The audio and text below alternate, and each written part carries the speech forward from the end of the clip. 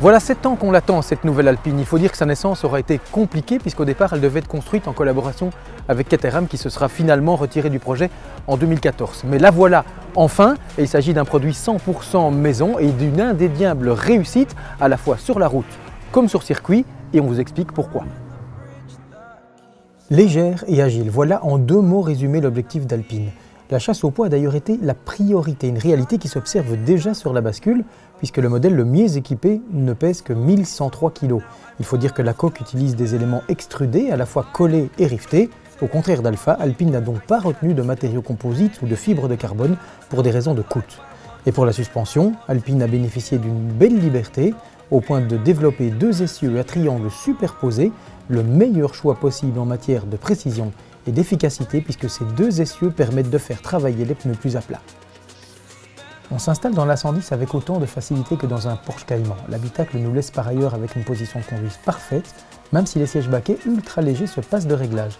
Le poste de conduite est plutôt épuré mais est aussi nettement mieux fini et présenté que celui d'une Alfa 4C ou d'une Lotus Elise. Du côté mécanique, le 4 cylindres suralimenté de 1,8 litres est partagé avec la Mégane RS, mais il est livré ici dans une version écrêtée. Le groupe développe ici 252 chevaux et 320 Nm, c'est moins qu'à bord de la Mégane RS, mais ça s'explique, car la boîte retenue est l'automatique à 7 rapports et non la 6 vitesses, pour des raisons de poids tout simplement. Quoi qu'il en soit, la légèreté fait passer cette limitation de puissance au second plan, puisque le 0 à 100 km/h est abattu en 4,5 secondes.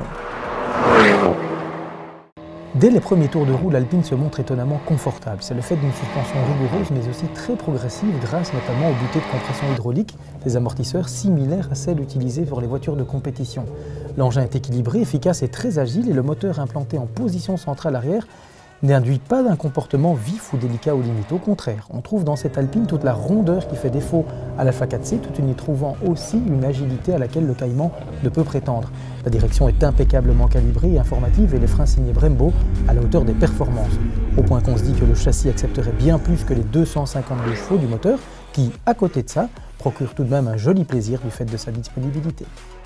La Lotus Elise française, voilà comment on pourrait résumer quelque part cette Alpine, mais qui est aussi très différente de la Lotus en question, parce qu'elle est à la fois beaucoup moins spartiate et beaucoup plus utilisable au quotidien. Elle est aussi plus jouissive à conduire qu'un Porsche Cayman grâce à sa légèreté. C'est donc une indéniable réussite. On a hâte de découvrir d'autres versions de cette Alpine A110 et pourquoi pas, mettons-nous à rêver, d'autres modèles Alpine.